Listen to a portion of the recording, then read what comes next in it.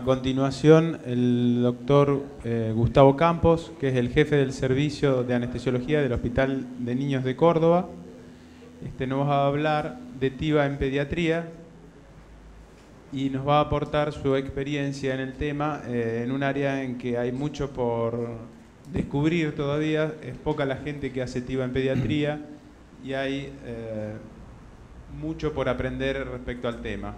Le agradecemos a Gustavo la predisposición a participar de esta jornada. Sabemos que ha tenido que hacer unos cambios para poder estar con nosotros, así que le agradecemos profundamente su presencia. Bueno, gracias Sergio. Primero quiero agradecer a la Asociación Rosarina de Anestesiología por la invitación. Y bueno, y después a todos ustedes, porque estar acá un sábado a la mañana cerca de fin de año es digamos, un poco cansador. Así que les agradezco su presencia y bueno, un poquito, como habíamos hablado con el doctor Trotto, con el doctor Plaza, era ver cuáles son los avances que estamos teniendo hoy en la pediatría con el desarrollo de la TIVA. Este es el Hospital de Niños, un hospital muy nuevo, tiene 10 años, se inauguró en agosto del año 2000. Y bueno, fue donde en el año 2004 comenzamos a trabajar con el desarrollo de la anestesia intravenosa total. Lo primero que yo les voy a decir es que no quiero ser ingrato de hablar mal de los anestésicos inhalatorios porque yo me formé en una escuela de anestesia inhalatoria.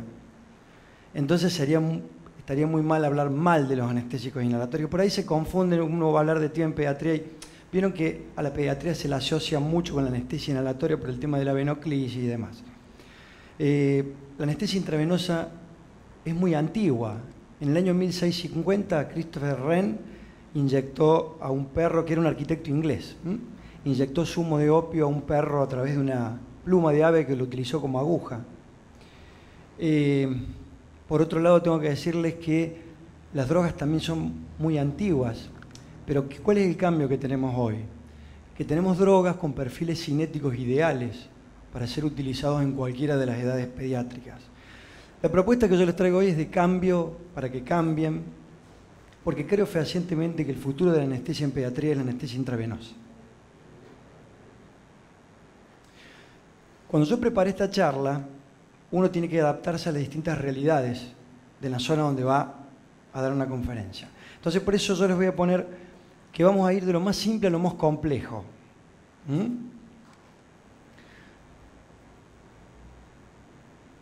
Vamos a ir desde la modalidad manual, que todos ustedes van a poder manejar mañana mismo o el lunes, a TCI, que es lo más sofisticado, lo último que tenemos hoy, aplicado a la pediatría.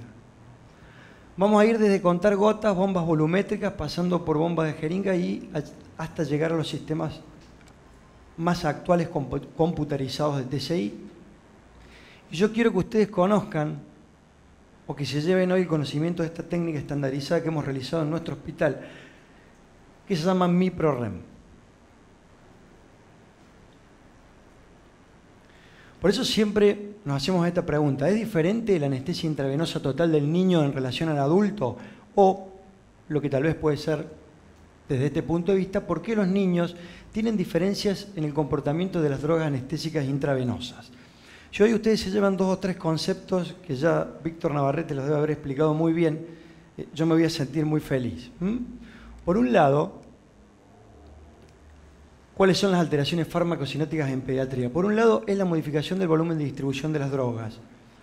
Y estos 4 ítems quiero que ustedes los tengan bien presentes. Por ejemplo, los cambios en la composición corporal. Ustedes saben que el niño desde que nace hasta la edad de la adolescencia sufre cambios en el contenido de su agua corporal. Por ejemplo, aproximadamente es el 85% del peso en el prematuro, alrededor de un 70%, 72% en el recién nacido a término, y si el primer año de vida corresponde al 60% del peso corporal. El tamaño, si uno analiza el tamaño y flujo sanguíneo tisular, la relación, por ejemplo, cerebro-músculo es 3:1 en el recién nacido, para invertirse totalmente y transformarse en 30:1 a la edad de la adolescencia. Solubilidad en los tejidos dependiendo de la composición de los mismos, sobre todo en la cantidad de prótidos, hidratos de carbono y glúcidos.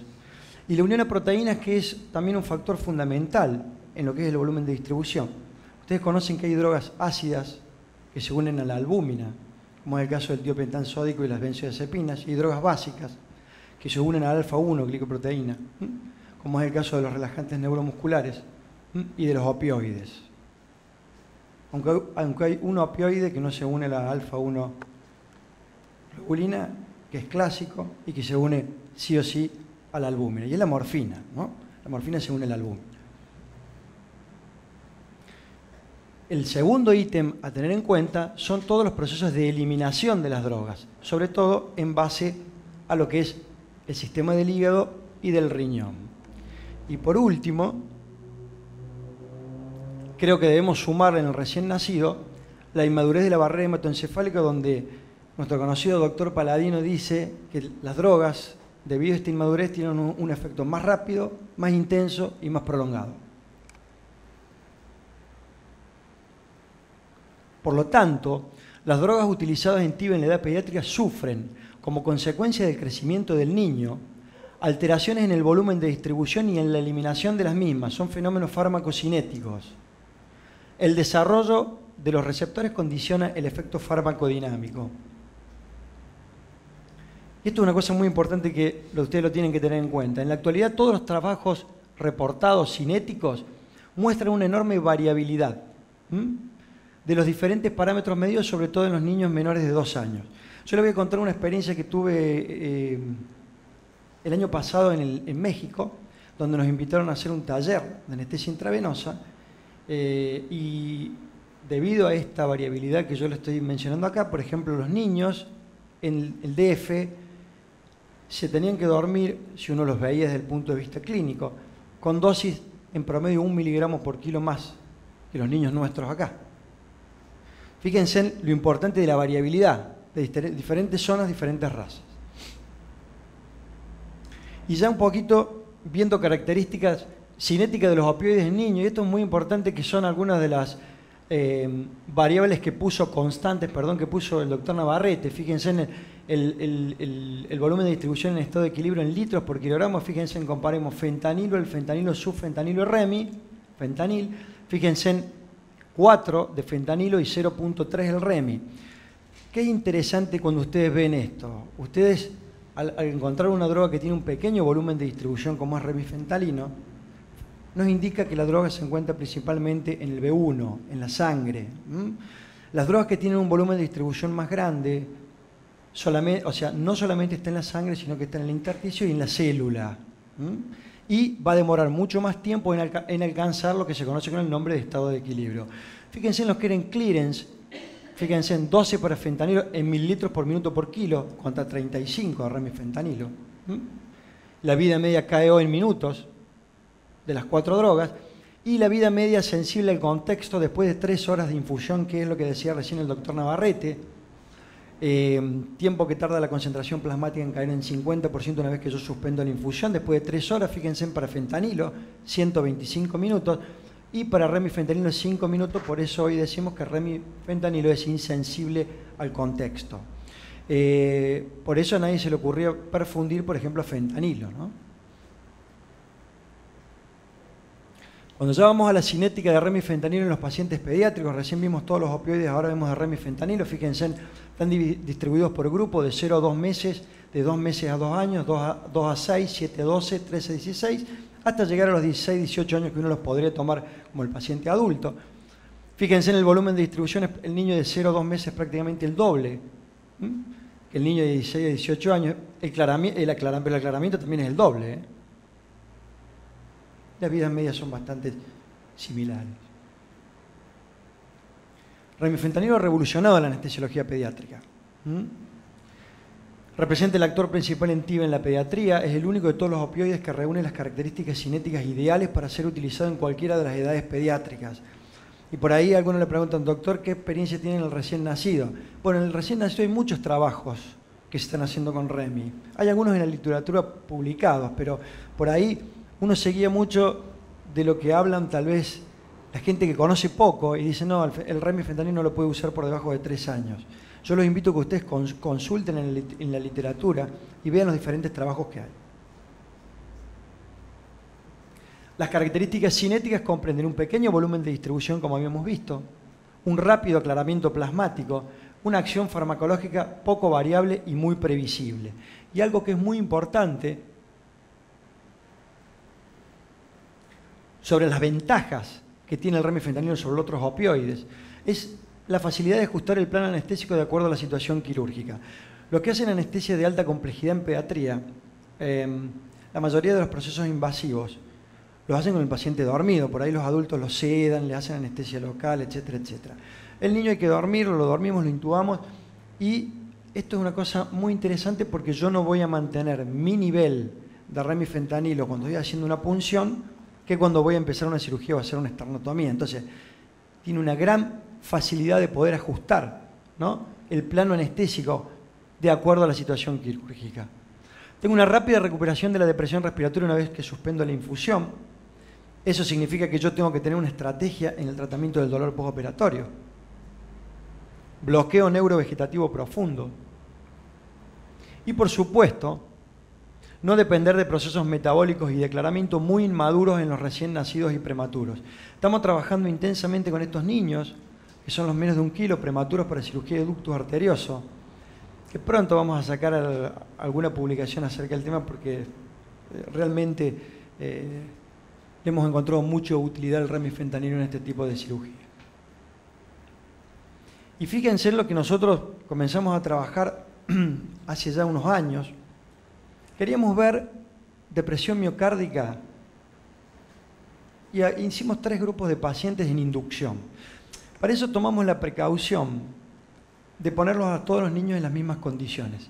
Y medimos la fracción de acortamiento, que es un índice de suficiencia cardíaca que se puede medir de una manera muy simple, con un eco en su forma M, y consiste en medir los diámetros telediastólico y telesistólico del ventrículo izquierdo, lo multiplicamos y eso nos va a dar un resultado en porcentaje que lo normal es entre el 28 y el 38%. Hicimos 20 pacientes, yo le he traído 3 de cada grupo, hicimos 20, 20 y 20, los resultados eran muy similares, tomamos 3, pero los resultados son similares. Fíjense, acá estos son los 3 primeros pacientes del grupo con propofol. Fíjense en la edad de los niños, los pesos, cirugías, tipo de cirugías. Fíjense en preinducción, con una fracción de acortamiento de 32.7, postinducción de 22.1. Nosotros los estadificamos, los niños teníamos en cuenta que el ayuno sea similar en todos los casos, todos tenían venoclisis y todos tenían un aporte de 10 mililitros por kilogramo de peso para tener el mismo intravascular en todos los niños. Fíjense en el segundo caso, 31.8, 23.8, después saquen el porcentaje que bajó, 32.6, 24.1. Esto haciendo una dosis de propofol en bolo de 3 miligramos por kilo. Seguramente recién Víctor Navarrete, cuando se expresó muy bien el tema del tiempo, yo siempre comparo cuando uno trabaja con TCI, plasma o sitio efecto, nosotros habitualmente nadie va a estar 7 minutos con el bolo de propofol. Entonces uno, cuando hace su inducción, hace sitio efecto. Pasamos al otro grupo. Este es el grupo de midazolam, que midazolam, de acuerdo a la prueba de sensibilidad a las benzodiazepinas que hizo el doctor Capri y el doctor Tártara, nosotros la modificamos. No tomamos los 0.04 miligramos por kilo, sino tomamos 0,1 miligramos por kilo. Después hacemos 0,2, 0,3 o 0,4 en la inducción, de acuerdo a esté sedado, despierto o dormido el niño, ¿no?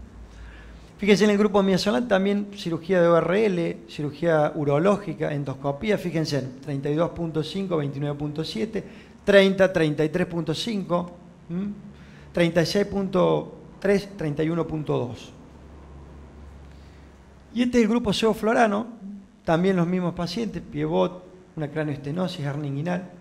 Fíjense, previo a la inducción, posterior a la inducción, le hicimos en secuencia 4 litros, sistema de Jackson-Rees 2, 4, 6 y 8, hasta encontrar parámetros clínicos de inducción. 37.3, 27.9, 31.3, 25.8. Ustedes saquen sus conclusiones cuando realmente uno vaya a hacer una inducción con estos diferentes tipos de drogas. Y es peligroso lo que nosotros realmente hacemos, y sí, es peligroso. Nosotros, acá tengo un certificado firmado por el doctor Navarrete, que estuvimos en La Habana, pero claro, nos dieron un certificado que decía anestesia intravenosa total. Realmente es peligroso lo que hacemos. Bueno, ¿cómo es la evolución nuestra?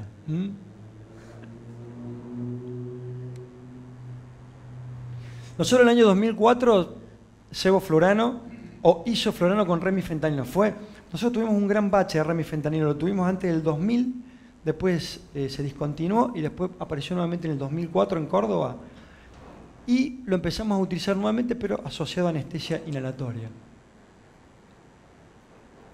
En el 2006 cambiamos el inhalatorio por propofol y o midazolam más remi. Nos llevó 2 años aprender a manejar bien la infusión de remifentanilo de una manera manual.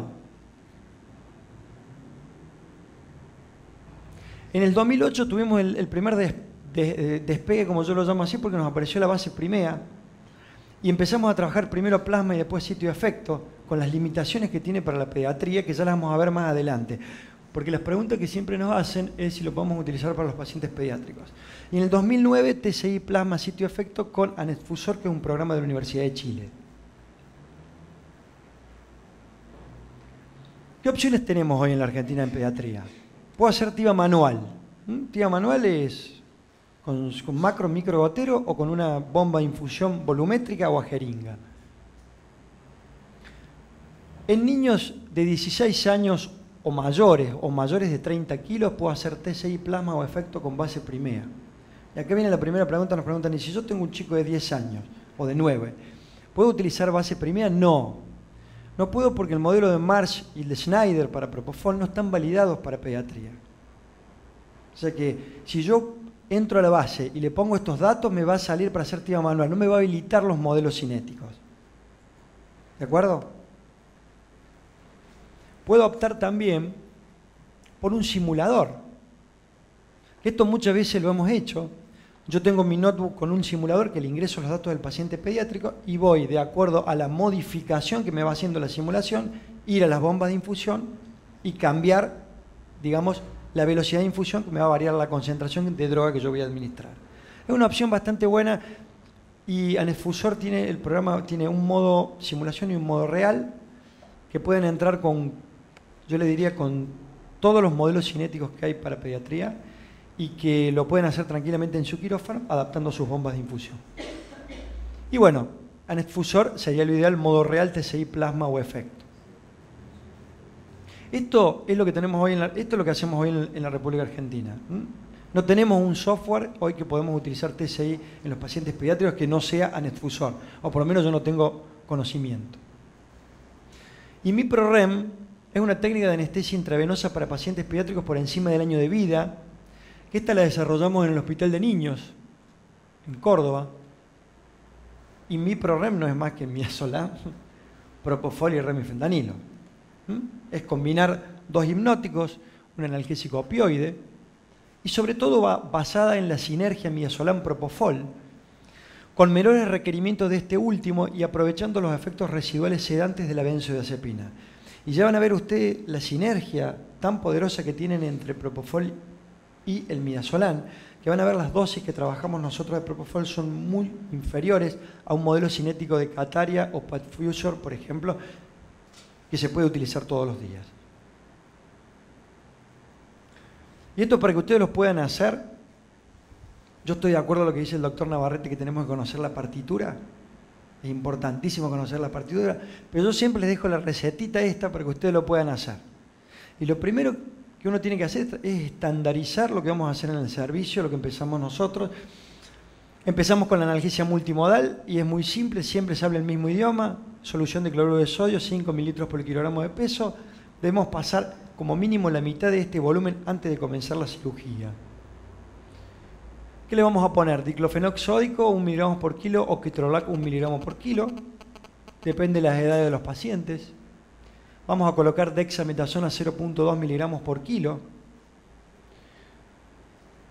Vamos a colocar metoclorpropamida 0.2 miligramos por kilo. Esto lo estamos revisando intensamente porque yo creo que uno utiliza propofol con su poder antiemético.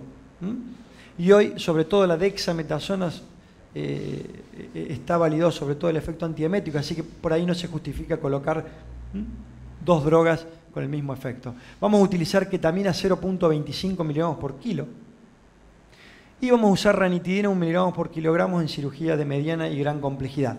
Esto lo ponemos en un volumen de 5 mililitros por kilo y lo vamos a pasar en infusión antes de comenzar la cirugía. Por lo menos el 50% de ese volumen. ¿Cómo vamos a preparar el midazolam? Y acá uno a veces te hace un paréntesis porque, bueno, todos conocemos que hay muchos midazolanes en el mercado, unos buenos, otros malos. Tratemos, yo siempre digo, de utilizar drogas de laboratorios serios.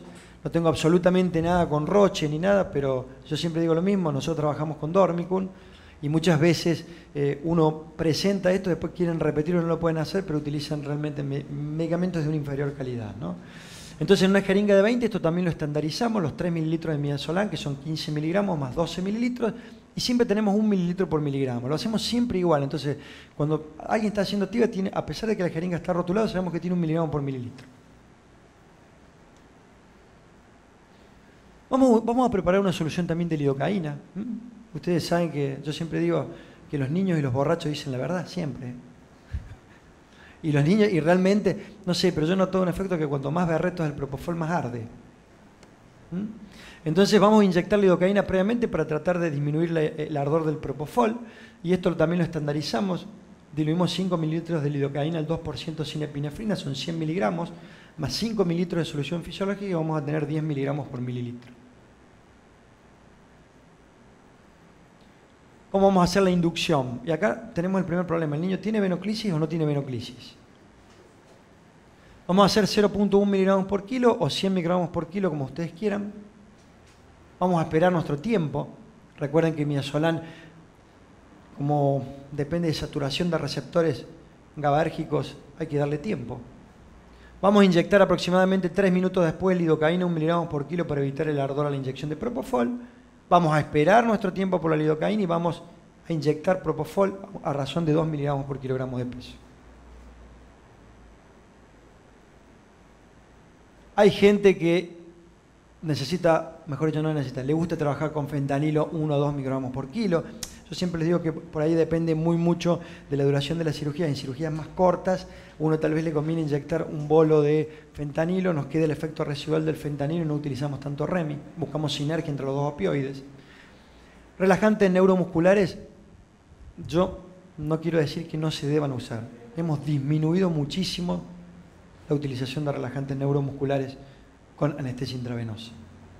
Y ponemos la infusión de propofol remifentanilo, siempre damos tiempo, por lo menos 3 minutos antes de intubar al niño, poner un dispositivo de vía aérea. ¿Cómo hacemos esto? Ponemos 300 miligramos de propofol en 500 mililitros. Fíjense, acá están los pesos, tomemos de los chicos, supóngase de 10 kilos. Voy a hacer 60 mililitros por hora, 20 kilos, 120 mililitros por hora. En el caso que tuviéramos una bomba y podamos ajustar la infusión. REMI los ponemos los 5 miligramos en 500 y es exactamente lo mismo, 60 mililitros, 20, 120 mililitros, es lo mismo. O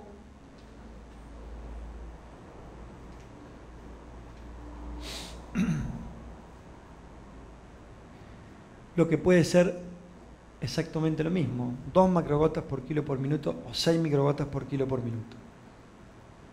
¿Han visto macrogotas, microgotas, bombas de infusión?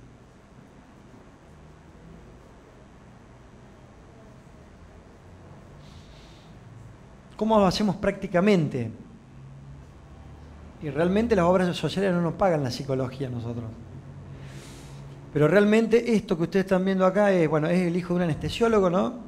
Pero tratamos de hacerlo en una sala de preanestesia con el papá, siempre con la mamá. Evitamos siempre el trauma psicológico de la punción, inducción inhalatoria con los padres y logrado la venoclisis empezamos con TIVA. Inducción con sevoflurano.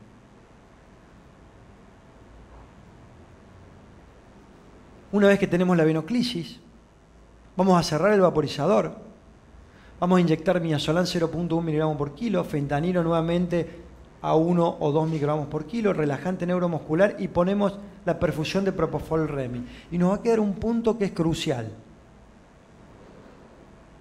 Vamos a hacer el bolo de propofol. ¿Y cuándo? ¿Por qué? Es lo que dijo el doctor Navarrete. Yo le voy a poner mi infusión. pero voy a tener muchísimo tiempo hasta caer en la ventana terapéutica de propofol porque no le he hecho el bolo, no lo he cargado al paciente. Yo en algún momento, lo que pasa es que el paciente en ese momento está con vestigio de sevoflurano todavía cuando tengo la venoclisis. ¿Cuándo lo voy a hacer? Y bueno, lo vamos a hacer cuando no tengamos vestigios de sevofluranos en el monitor expirado de gases anestésicos, aproximadamente 7, 8, 9 minutos después que le cerré el sevoflurano. No se olviden del bolo de propofol, porque si no, siempre el paciente siempre lo van a tener por debajo del piso de la ventana terapéutica, siempre. ¿Es claro?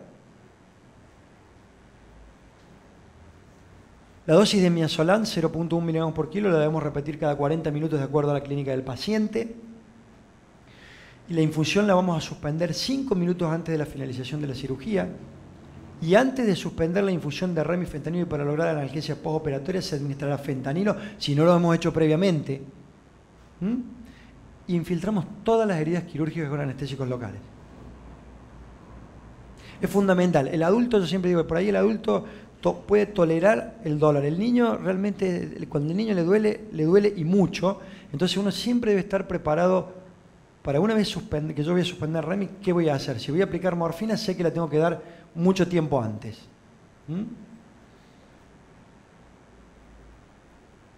Y esto para que ustedes se lo lleven así, supónganse en un paciente de sexo masculino de 4 años de edad y 15 kilos de peso con venoclisis para una hernioplastia inguinal bilateral. Entonces alguno me va a decir que le va a hacer un bloqueo. También es posible.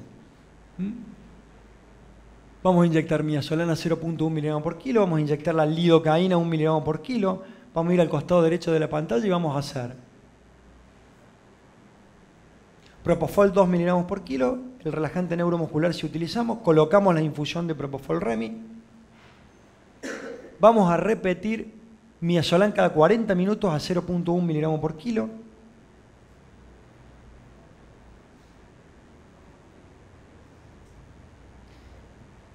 La infusión la suspendemos 5 minutos antes de finalizar la cirugía. Sustituimos el opioide en tiempo y forma. Infiltramos la herida quirúrgica con anestésicos locales. Se pueden llevar esta, que yo creo que es la más práctica.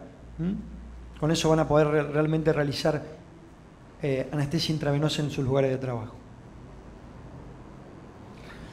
Control del dolor postoperatorio es fundamental.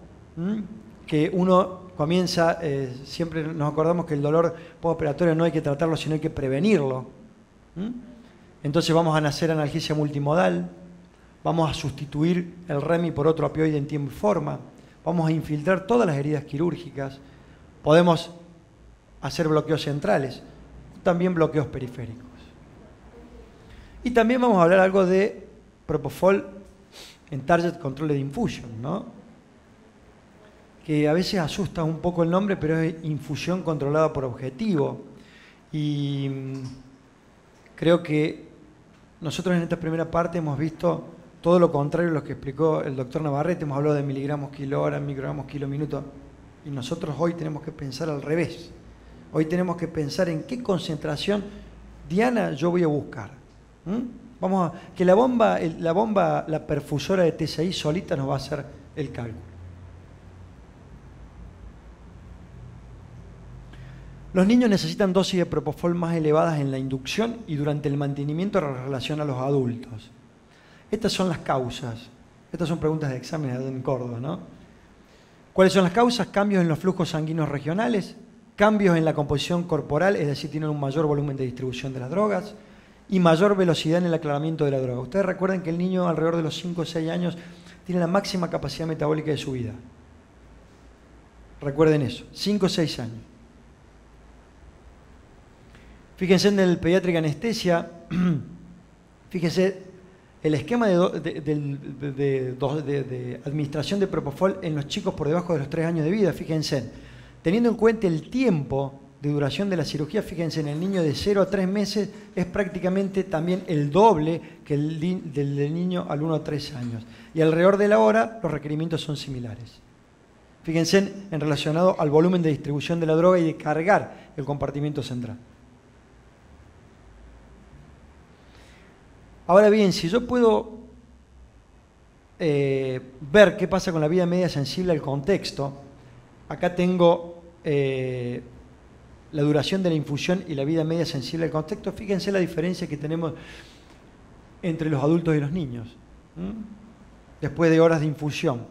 Está perfectamente demostrado que aparentemente esta vida se prolongaría o aumentaría en relación a los adultos porque existiría secuestro de propofol en los tejidos más profundos y posteriormente liberados a la circulación, que es lo que hablaba el doctor Navarrete de la distribución.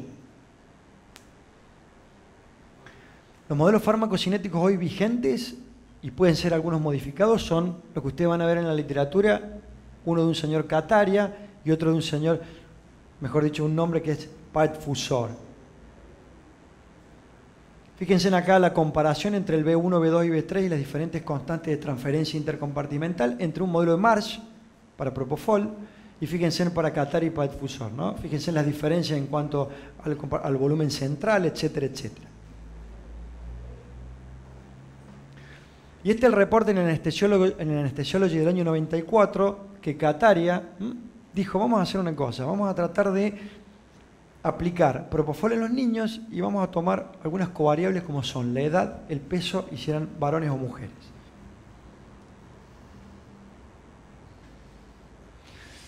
Kataria desarrolló digamos, su modelo en 53 niños durante la inducción, mantenimiento y recuperación de la anestesia. 600 muestras tomó en el estudio. Y ustedes saben que por ahí el tema de la pediatría es un poco complicado, la extracción de la muestra. En el Congreso de Chile, en el Pharma Anestesia, tuvimos la oportunidad de hablar con gente europea como el doctor Albrecht o el doctor Engers, y el tema que nos decían ellos era que era muy complicado, por un lado, lograr un consentimiento, y por otro lado las extracciones de las muestras, que eran volúmenes, supóngase, a un chico tal vez de 14 años, bueno, pero un lactante era problemático, las extracciones de las muestras y en el número en relación al volumen. Modelado en un sistema tricompartimental, manteniendo constantes confiables en donde la exactitud de las mismas depende del ajuste del peso y en menor medida de la edad. Y está validado para niños de 3 a 16 años y con un peso superior a los 15 kilos. O sea, un chico de 2 años no le puedo poner el modelo de Kataria.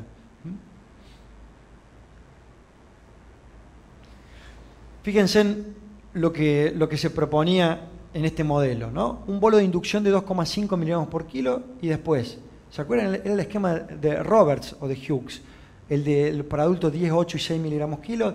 Fíjense en un bolo de inducción de 2,5 y después va variando cada 15 minutos o cada 30 minutos, parte de 15 miligramos por kilo por hora. Después va 13, 11, 10 y termina con 9 miligramos por kilo por hora. Esto era para una población infantil de 3 niños de 3 a 11 años y, por supuesto, para lograr una concentración plasmática de 3 microgramos por mililitro de plasma. Esto fue, digamos, tomando propofol únicamente. O sea, acá no se evaluó la sinergia, como hacemos nosotros todos los días en nuestra especialidad. Fue únicamente evaluando propofol. En el British Journal de Anestesia del año 2001, sale publicado el Paetfusor. Tuvimos la suerte de conocer al doctor Kenny, que fue el que creó el diprifusor. Y se desarrolló en el año 1990, fíjense, recién en el 2001 fue publicado en el British Journal, ¿no? Una variante, se desarrolla como una variante del diprifusor. Incorpora un modelo farmacocinético para mejorar la precisión en lo que es la entrega de propofol. El bolo inicial es 50% mayor y la dosis de mantenimiento es 25% más grande de lo requerido en adultos ajustado al peso. Fíjense qué interesante esta correlación.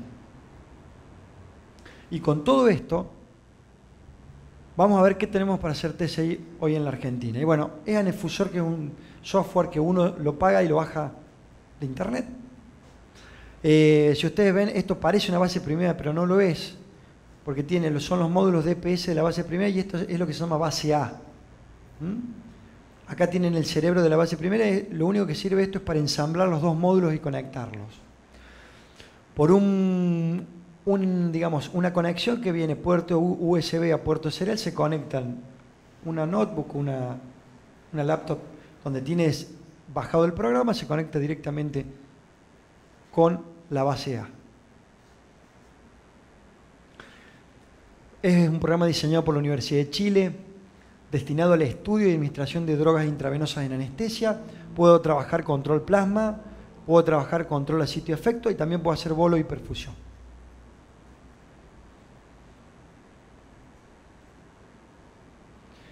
Y que cuando nosotros empezamos a trabajar con Propofol y TCI nos dimos cuenta que había gran variabilidad entre los niños. Entonces dijimos, vamos a trabajar a sitio efecto, pero no vamos a trabajar con una concentración definida. Vamos a ir viendo clínicamente qué nos pasa.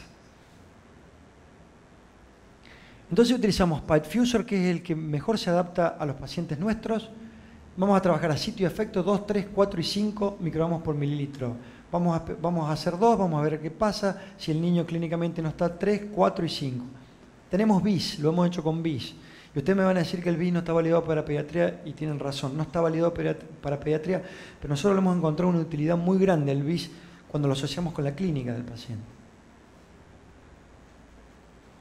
Y vamos a hacer remifentanilo perfusión de 0.5 a 1 microgramo por kilo por minuto, teniendo en cuenta el impacto doloroso de la cirugía. ¿Y por qué lo puedo hacer remifentanilo en la modalidad TCI? Porque el modelo Minto tampoco está validado para niños. Entonces, la bomba no me permite hacer TCI, dar remifentanilo en niños. Lo puedo hacer de una manera manual. Hoy no hay forma mundialmente de hacer TCI de remi en niños.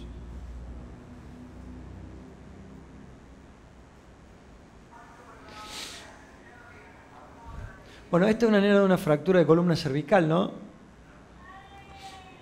Le ardió el Propofol. Vamos a esperar que pare ahí. Vamos a parar ahí, yo le voy a explicar abajo. Bueno, esta es la pantalla del anestesor. Acá a su izquierda tienen remifentanilo, donde le hemos puesto 1 microgramo por kilo por minuto. Y acá fíjense en lo que ha pasado.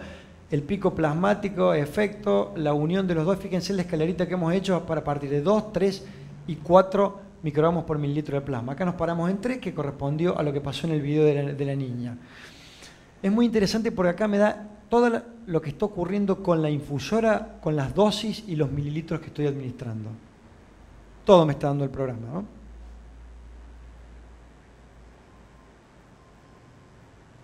Bueno, no queríamos mover la columna, tratamos de intubarlo con un fibrolaringoscopio. Fíjense, acá decidimos subirlo un poquito más, 3.5. BIS en 40.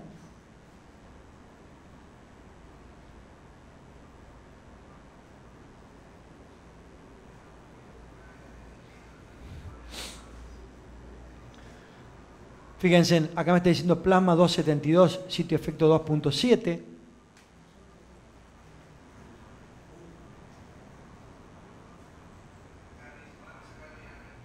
¿Quién saca el filtro?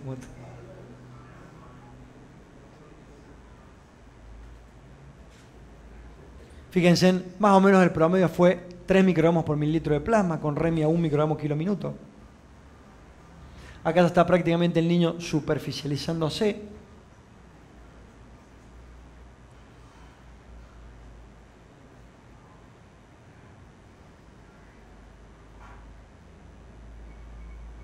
Y esto es interesante que ustedes lo vean, el despertar del niño es así, fíjense en el vista en 97. Y el niño se despierta con 1.4 microgramos por mililitro de plasma de Propofol. Fíjense, hay pacientes que se despiertan con 1.20, otro con otro 40, la gran variabilidad que tenemos, ¿no?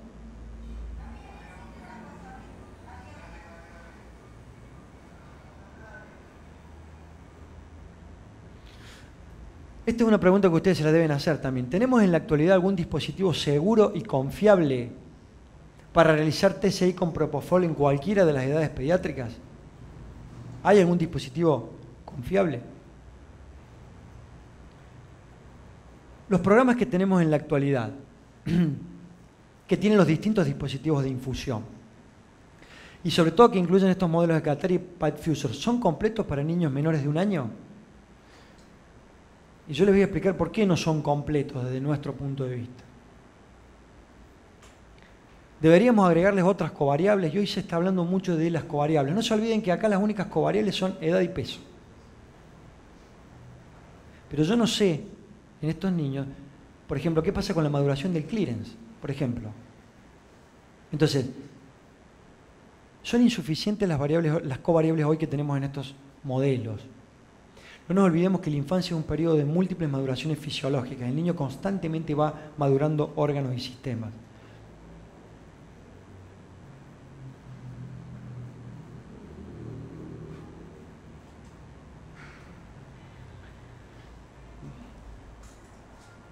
Veamos la anterior.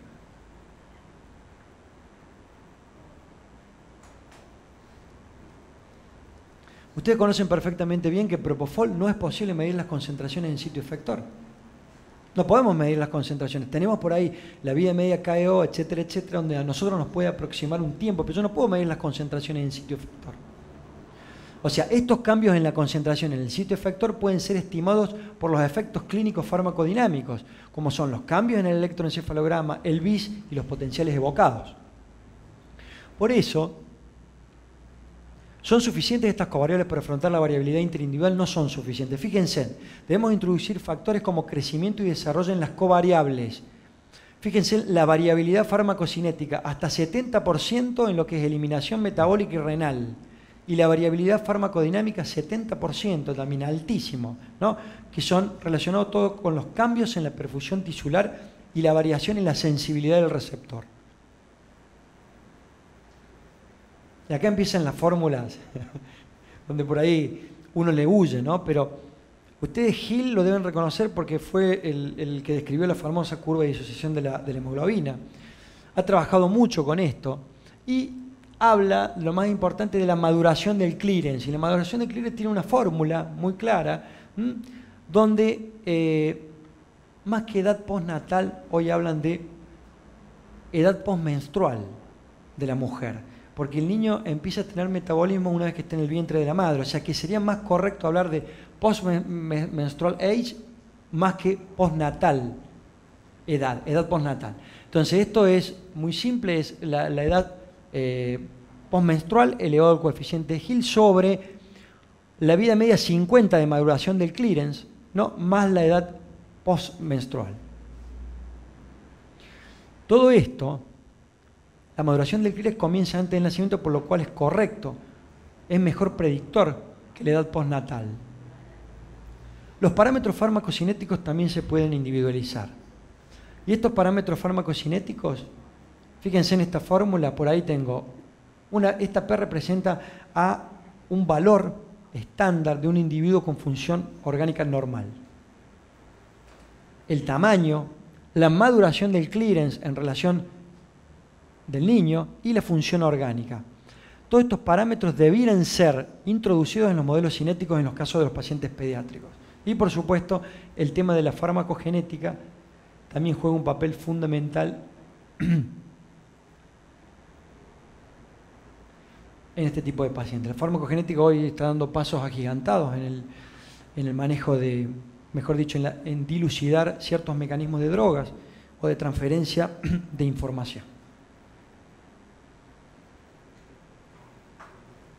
Por lo tanto,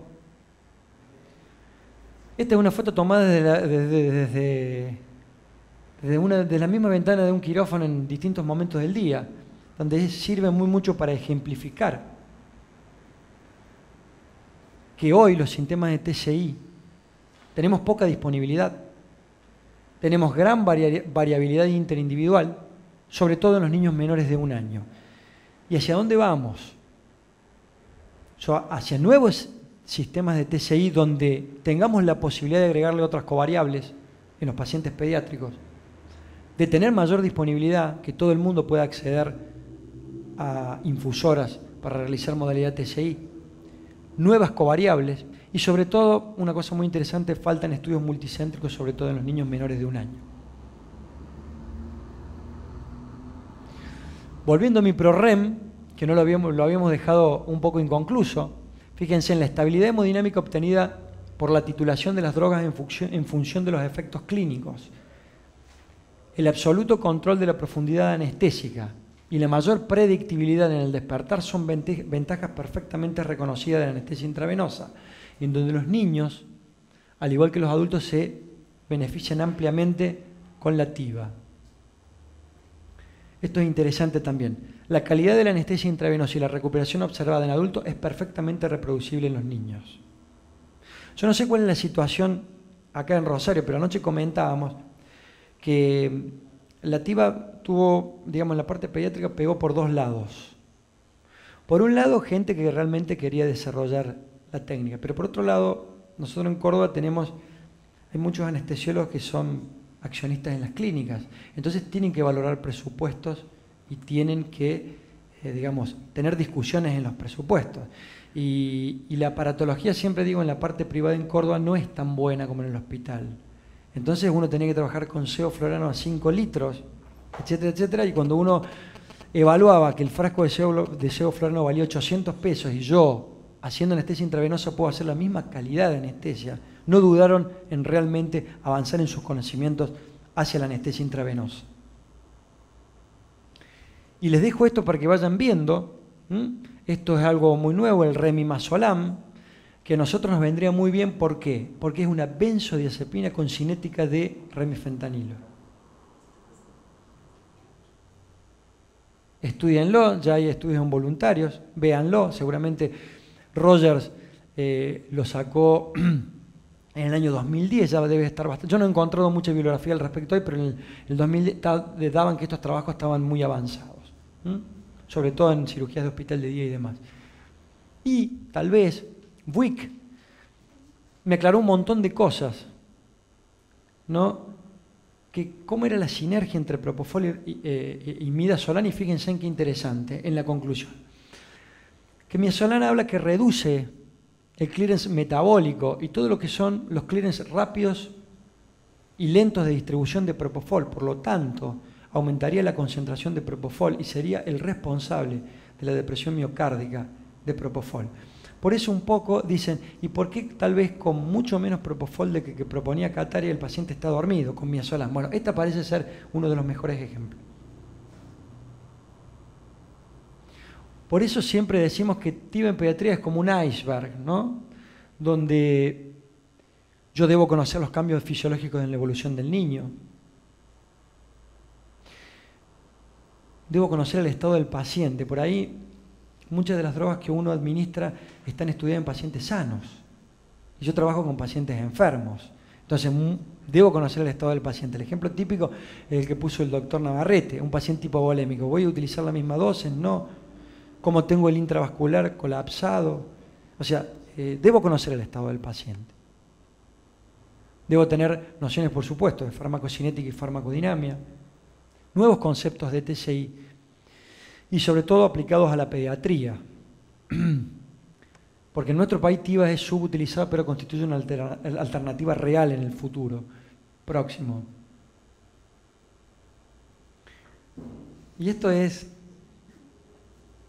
un PowerPoint que, bueno, que lo hicimos entre varios, porque ustedes saben que en su lugar de trabajo hay alguien que defiende una técnica intravenosa y hay alguien que defiende la técnica inhalatoria.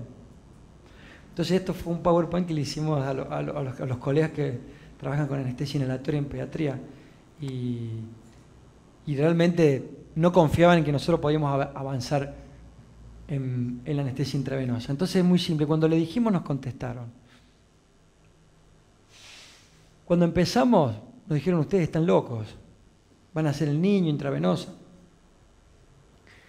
Mostramos el primer caso y le salió de casualidad. Me dijeron, le salió de casualidad el primer caso. Cuando tuvimos una casuística interesante nos dijeron, están todos despiertos.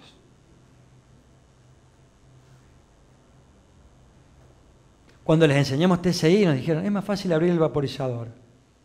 Ahora, el punto crucial fue cuando le mostramos los costos a los administradores de las clínicas, nos dijeron, ustedes son unos maestros. Creo que esto un poco resume la situación que estamos viendo con la TIVA. Espero que se hayan convencido y no quiero dejar, bueno, el año que viene todos conocen el Congreso Mundial en la Argentina, el 25 al 30 de marzo. Bueno, esperemos vernos todos ahí, que Vamos a tener sesiones interesantes de TIVA, cursos en español, en inglés, así que sería fundamental que la mayoría pudiera asistir. Bueno, muchas gracias.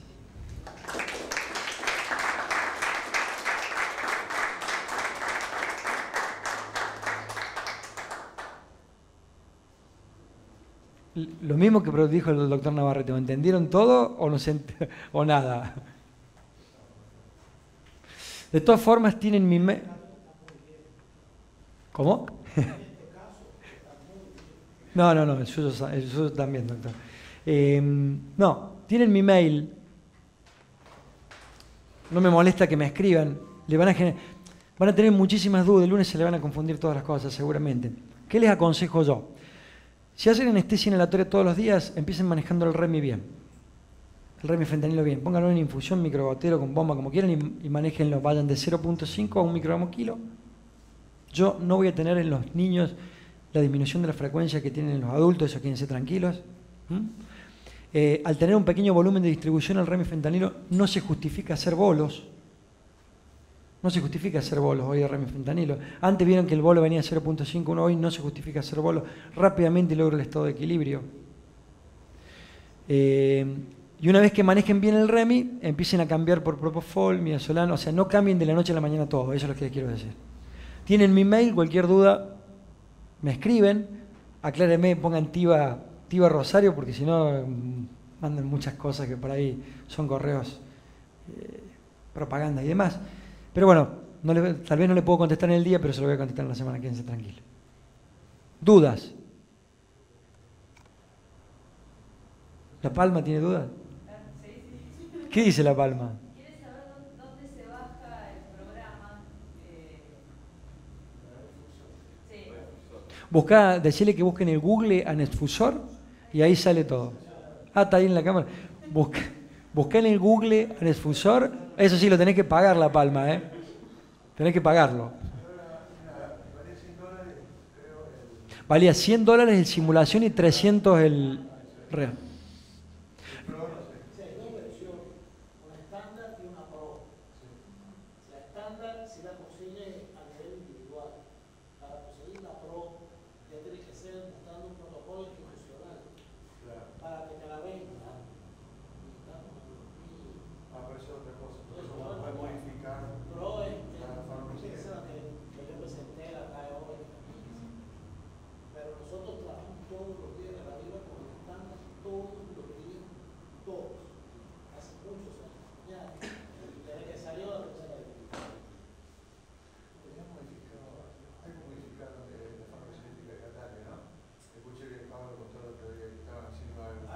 Sí. El modelo de Catania modificado por Muñoz. Por Hernán Muñoz. Hernán Muñoz es un anestesiólogo que trabaja en la Universidad Católica de Chile, que lo modificó contra tiempo de efecto pico. Correcto. Tiempo para el efecto pico.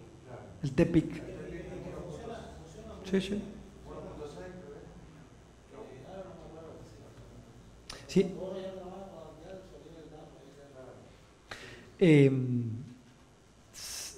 Digamos, a ver, la discusión grande que tenemos con los chilenos es, ellos no les gusta el midazolam y les gusta el propofol.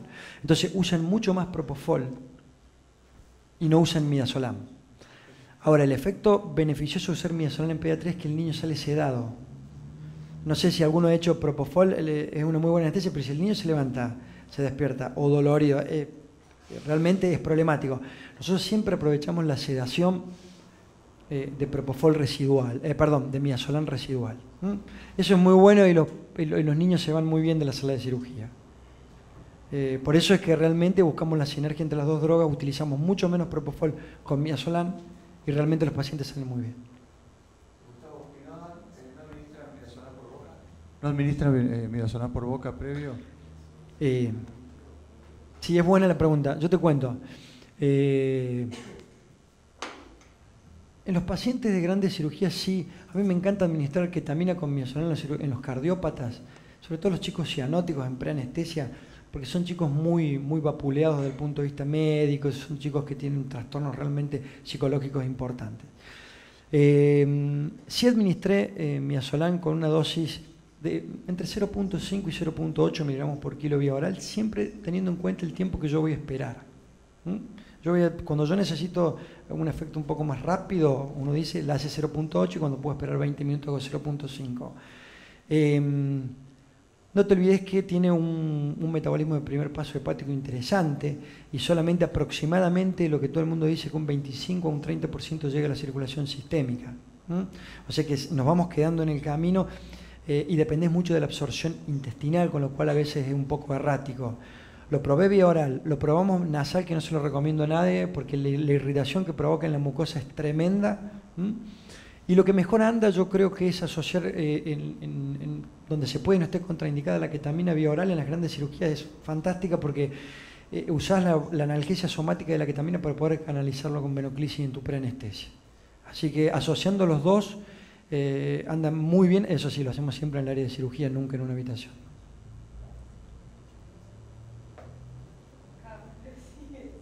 Sigue la palma. ¿Quieres saber si puedo hacer la mezclar antes lido con propo o hacer primero la lido, esperar y después hacer Lo ideal es hacer la lidocaína primero, lograr tu efecto y después recién hacer propofol. Eso es lo ideal. Muchas veces prácticamente veces que hacemos la mezcla. Déjame comentar algo, que eso es interesante. Incluso tenemos la experiencia que si pones un bolito de ketamina de 0.1 miligramos o menos, o la mitad por kilo, te da anestesia para la inyección de propofol. No duele, aunque la vena tenga el dorso de la mano. Y la otra cosa es que están saliendo sobre temas de formulación de propofol. El propofol es una emulsión y como todas las emulsiones tiene un problema que es su estabilidad. Están saliendo algunos trabajos de ponerle la lidocaína adentro del propofol y esto disminuye la estabilidad.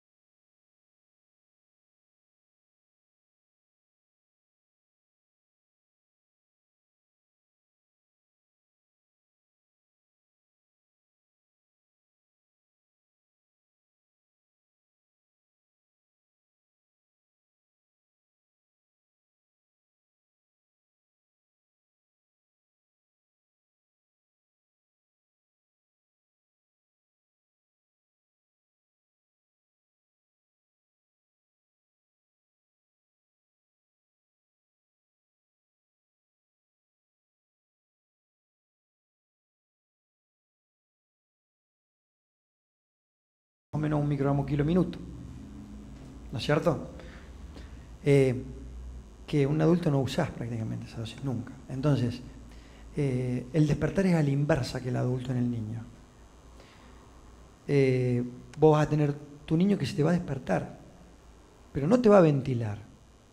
Y vos lo vas a ver también que le vas a sacar el tubo en otra vez y se va a poner negro.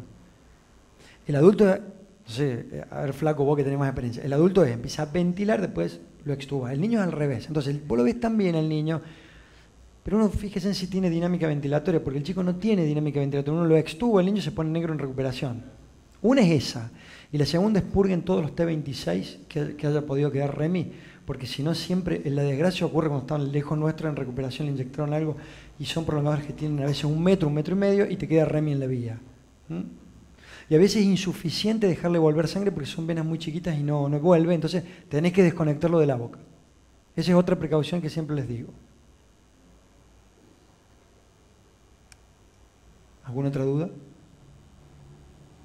Bueno, espero que el lunes me empiecen a contar cómo les va. Los que no hacen, espero que el lunes empiecen a contarnos cómo les va. Yo veo que todos me ponen, no. Sí. Levanto. Bueno, yo realmente estoy muy agradecido a la Asociación Rosarina, a todos ustedes por haber compartido este grato momento y les vuelvo a repetir. Cualquier duda, estoy a su disposición para lo que necesiten. Sí.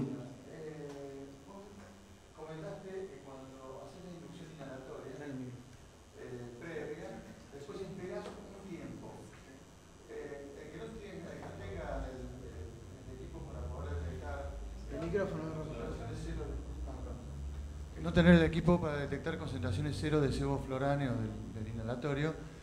¿Cuánto es el tiempo que esperabas? 7, 8 minutos. Espera más o menos el tiempo que vos esperás habitualmente que no tengas más sevoflurano. Pero siempre tenerlo presente, porque si no siempre vas a estar por debajo del piso de la ventana porque no lo cargaste nunca al paciente. ¿Entendés? Entonces, y tampoco, o sea, con vos con tu, digamos, con impregnado el paciente con sevoflurano no se te va a ocurrir hacerle también 2 miligramos por kilo de propofol encima. O sea, tenés que esperar, de sacar el sevoflurano tiene que ser, saque el sevoflurano para entrarle el propofol. Si no, nunca vas a estar en la ventana y te vas a dar cuenta. ¿Sabes por qué te vas a dar cuenta? Es real. Te vas a dar cuenta porque igual el paciente lo va a tener con una frecuencia muy estable y con una presión arterial que siempre tendiente a la hipertensión. Siempre. La tendencia es a la hipertensión. Con un paciente en la normalidad de su frecuencia cardíaca. Yo tengo una duda más que nada del manejo. Hola, por ejemplo, nosotros hacemos más que nada con inhalatorio y generalmente los premedicamos con midazolam vía oral. Entonces, si no tienen vía, ¿en dónde le haces la inducción con inhalatorio? ¿Hay una recuperación que contás Lo ideal es tener una sala, nosotros como vos veías ahí, tenemos una sala que es de recuperación, pero también es una sala de inducción para pediatría. Entonces, a la mamá la hacemos cambiar, porque el niño ese de 3 o 4 años tiene terror a que te vea vos todo disfrazado, se lo saca a la madre y sí va a llorar, cualquiera llora. Entonces tratamos de hacerla cambiar y le explicamos a la mamá cómo es el sistema, porque con la mascarita y demás, y lo hacemos, digamos, que es una sala de recuperación y está dividida en la otra parte en una sala de inducción. En esa sala tenemos un monitor básico que tiene electrocardiograma y saturometría, y muchas veces, de acuerdo a la situación, si tenemos una enfermera que colabora, podemos hacer inclusive la venoclisis ahí mismo, y bueno, si no, una vez que esté inducido lo pasamos a la sala. Pero lo ideal es siempre hacerlo con la mamá. O sea, entra con los padres, le hacen con el papá. Sin midazolam vía oral, le hacen sin midazolam. Inducción inhalatoria, le ponen la vía, ahí quedan empezamos con TIVA. Ahí quedan 7, 8 minutos para que se vaya el inhalatorio. inhalatorio. No, ahí qué hacemos, como te había dicho. Inyectamos midazolam, sí. 0.1 miligramos por kilo. Le vas a colocar tu goteo intravenoso de propofol y Remy. Y vas a esperar ese tiempo, seguramente, hasta que vas a esperar la acción del relajante, etcétera, etcétera. Vas a esperar realmente el estado de equilibrio del Remy fentanil sobre todo, y te vas a quedar siempre con el propofol abajo. Y ahí te va a pasar ya 7 minutos, vas a inyectar el propofol. Y ahí le haces el bolo. ¿Está? Bien. Por ahí el midazolam, y el midazolam la otra contra que tiene vía oral es muy amargo. Y lo damos con juguito, pero a veces depende de los chicos. Hay chicos que realmente no lo toman y a veces te toman la mitad y te escupieron la otra mitad y vos decís, ¿y ahora cuánto le dimos? Y esperaste media hora, ¿viste? Y los cirujanos no son muy...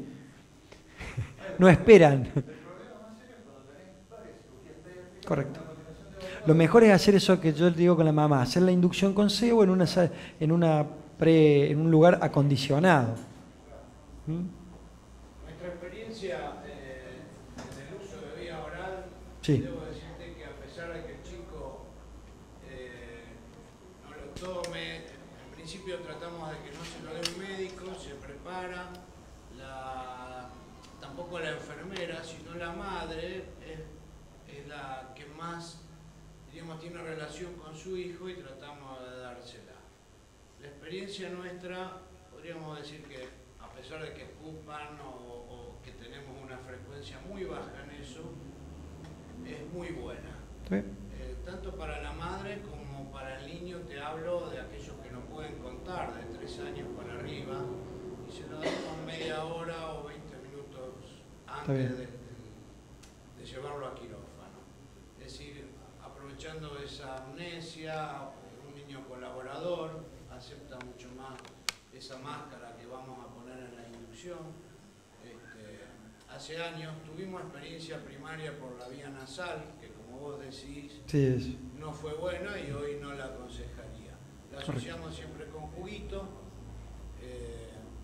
15 mililitros aproximadamente es lo que le damos a un niño de 3 años, 15 a 20 mililitros. Las enfermeras ya están acostumbradas, generalmente nos llaman al quirófano porque si no hay un desfasaje de doctor, ¿cuánto falta para pedirlo?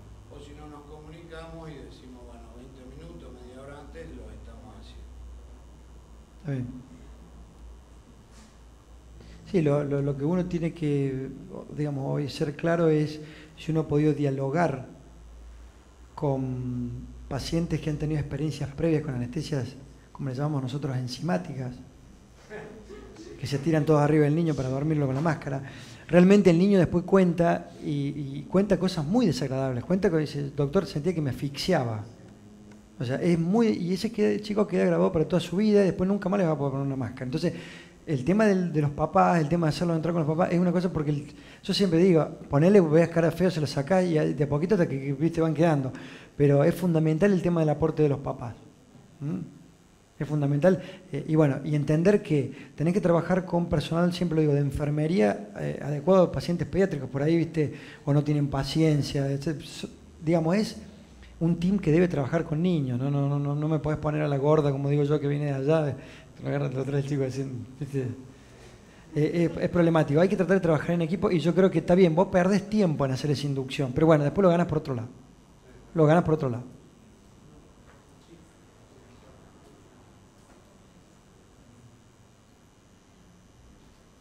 Tienen mucho hambre, parece. Qué silencio. ¿O algún otro aporte, alguien que haya hecho? ¿Quiénes manejan intravenosa en niños? Vos, bueno. Sos el referente. Bueno.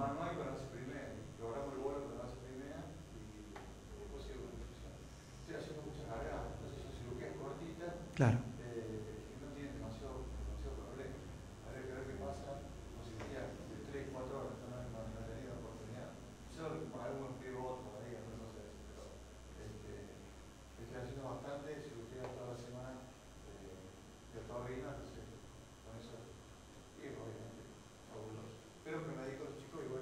Perfecto.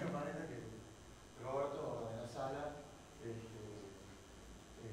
con la enfermera, primero voy yo y después a los subsiguientes, la enfermera de la dosis está entrenada para eso.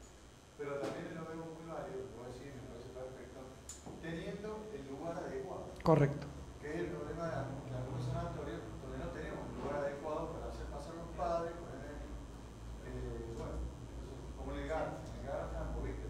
También tienen un lugar adecuado, donde vienen con el papá, la mamá, le hacen inducción anatórica. Le cambian la vida a los niños haciéndose, porque entra con el papá disfrazado, vos le explicás que bueno, porque el chico tiene miedo que al pinchazo, no son tontos los chicos. Entonces, para decir, mira, yo no tengo ninguna jeringa ni nada, listo. Entonces vas a respirar esto y se lo das a la mamá y el chico realmente... Ahora tenemos un colega en Córdoba que le aceptaron un trabajo en España muy interesante de un nuevo método de inducción, no sé si lo han visto, el del teléfono.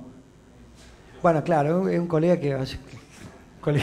Es un colega que hace un paciente por día, como le digo yo, porque, claro, tiene el dispositivo del teléfono que viene con un tubito y que le pone el vaporizador de sebo, entonces el chico, claro, se ve que tiene medio, entonces lo hace hablar al chico con sonido que tiene y el chico quedando. Sí, un teléfono viejo, pero lo hace con el teléfono. Entonces los chicos realmente se meten mucho en el tema y bueno, y realmente tienen una muy buena, por lo menos después uno les cuenta y la experiencia es muy buena. Bueno, muchas gracias a todos.